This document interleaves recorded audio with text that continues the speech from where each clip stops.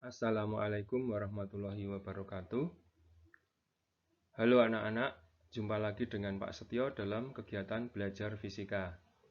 Kali ini kita akan mempelajari tentang besaran vektor dan besaran skalar. Apa yang dimaksud dengan besaran vektor? Besaran vektor adalah besaran yang memiliki besar atau nilai dan memiliki arah. Contoh besaran vektor: perpindahan, kecepatan, percepatan, gaya, momentum, dan impuls. Apa yang dimaksud dengan besaran skalar, anak-anak? Besaran skalar adalah besaran yang hanya memiliki besar atau nilai saja. Contoh besaran skalar yaitu massa, waktu, suhu, jarak, kelajuan, usaha, energi, dan sebagainya. Sekarang kita akan membicarakan tentang besaran vektor, yaitu besaran yang memiliki besar dan memiliki arah. Besaran vektor digambarkan dengan garis yang berarah atau anak panah.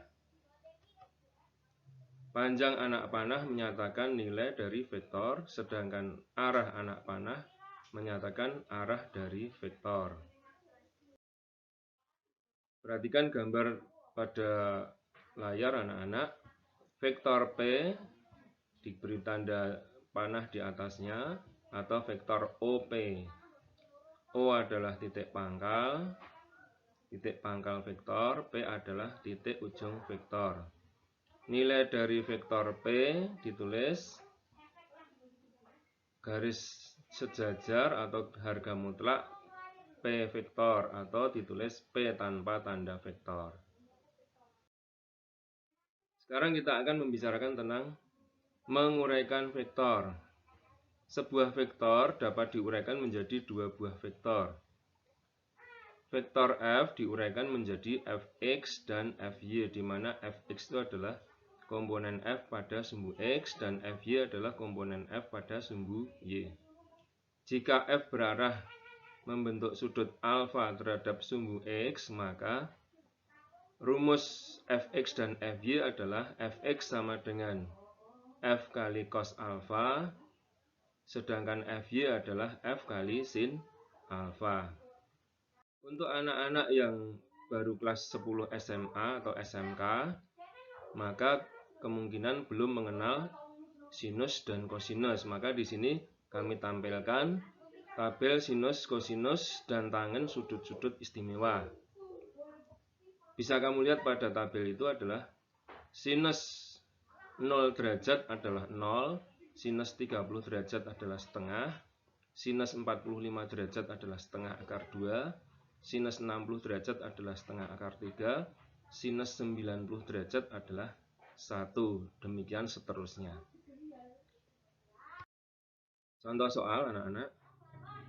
Vektor gaya F nilainya 100 Newton dengan arah membentuk sudut 30 derajat terhadap sumbu X.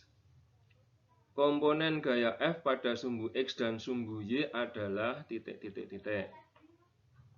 Bisa kamu lihat di situ mana yang kamu pilih. Pembahasannya diketahui di situ berarti F adalah 100 Newton, alfa adalah 30 derajat. Ditanyakan Fx dan Fy. Jawab, kita tentukan dulu.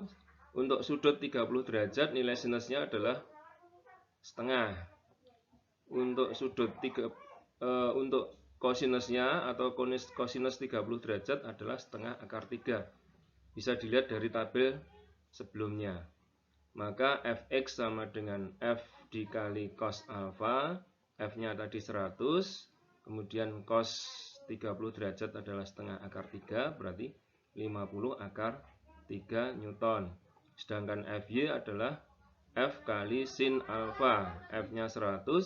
Sin 30 derajat tadi setengah, berarti 50 Newton. Jadi jawabannya adalah B. Sekarang kita lanjutkan, anak-anak, menjumlahkan vektor. Menjumlahkan dua buah vektor atau lebih menghasilkan sebuah vektor yang disebut resultan. Cara menentukan resultan vektor, yang pertama dengan metode grafik. Metode grafik itu dengan gambar. Yaitu yang pertama metode jajaran genjang, kedua metode poligon, dan kemudian cara perhitungan atau rumus, dan yang ketiga dengan cara analisis atau analitis. Diuraikan satu persatu. Kita mulai dari metode jajaran genjang. Pada metode jajaran genjang, titik pangkal kedua vektor F1 dan F2 diimpitkan. Kemudian dibuat jajaran genjang. Selanjutnya resultannya adalah diagonal yang ditarik dari titik pangkal kedua vektor gaya. Kemudian kita lanjutkan dengan metode poligon atau metode segitiga. Nah, yang pertama kita gambar vektor F1 disambung dengan vektor F2, disambung lagi dengan vektor F3, dan seterusnya.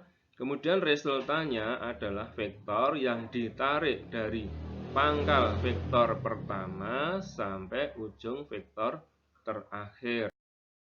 Di sini bisa kita lihat, pertama kita gambar dulu F1, kemudian dari ujung F1 disambung dengan F2, kemudian disambung lagi dengan F3, maka resultannya adalah vektor yang ditarik dari pangkalnya F1 sampai ujungnya vektor yang terakhir atau F3. Ini adalah namanya poligon. Kalau yang segitiga itu berarti diperoleh dari resultan dua vektor saja, yaitu F1 dan F2. Yang pertama digambar F1, kemudian disambung dengan F2, maka resultannya adalah dari pangkal F1 sampai ujung F2. Kemudian anak-anak, resultan dua vektor yang searah. Kalau searah itu berarti ya caranya sama, yaitu gambar F1 disambung dengan F2, berarti resultannya adalah dari pangkal F1 sampai ujung F2, sehingga nilai resultannya karena itu searah menjadi R sama dengan F1 plus F2. Jadi dijumlahkan secara aljabar biasa. Kemudian contohnya, dua buah vektor gaya yang arahnya sama masing-masing 25 Newton dan 45 Newton. Resultannya adalah titik. Nah, ini jawabannya apa?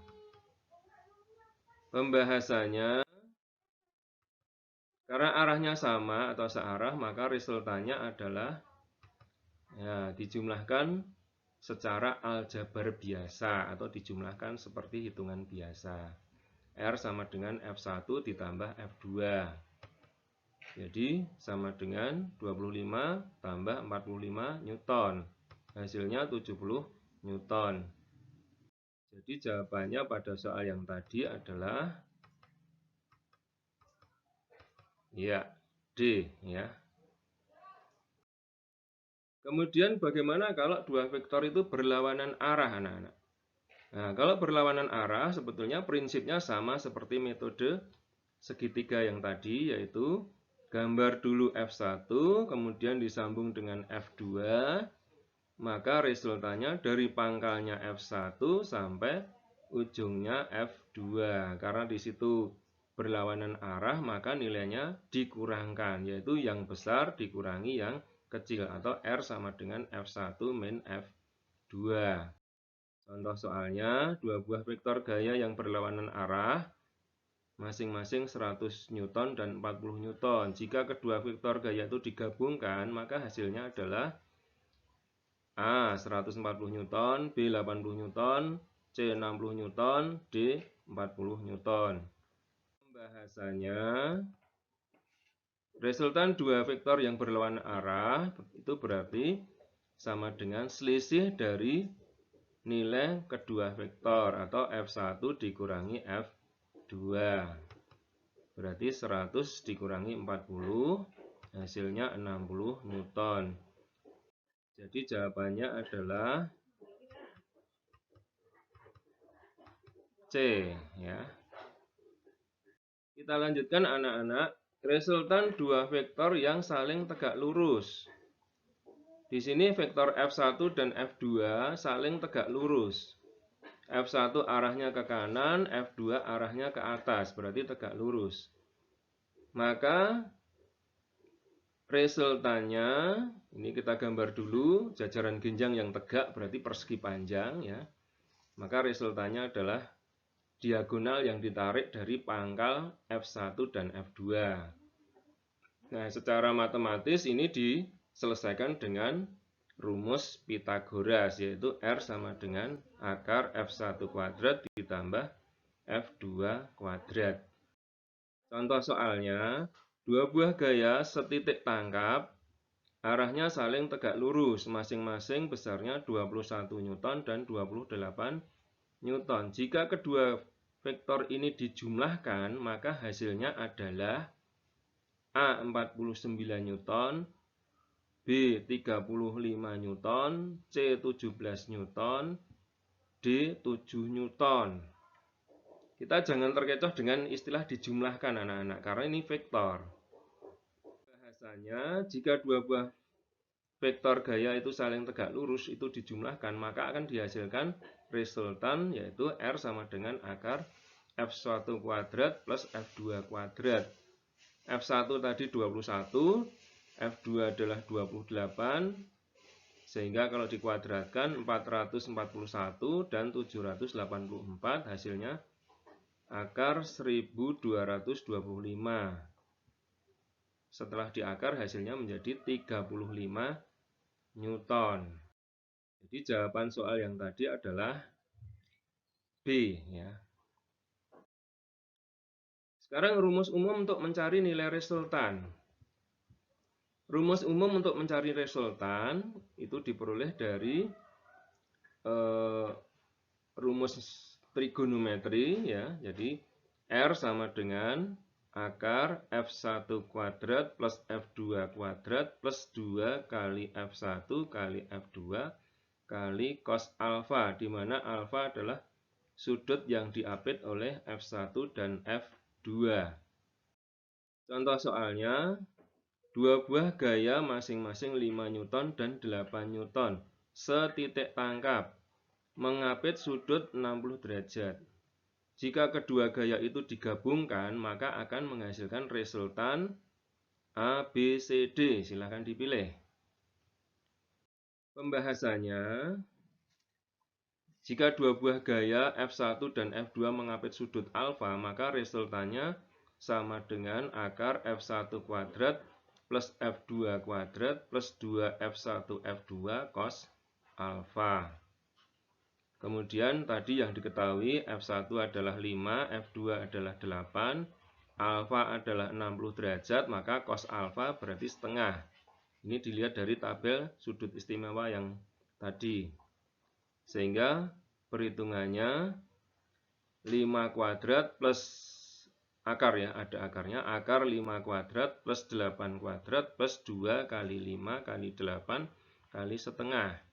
Atau sama dengan akar 25 ditambah 64 ditambah 40, 129. Jadi R sama dengan akar 129 Newton. Jadi jawabannya adalah C anak-anak ya. Oke anak-anak, untuk kali ini kita cukupkan sekian dulu. Sekian dan terima kasih atas perhatian kalian semua. Assalamualaikum warahmatullahi wabarakatuh.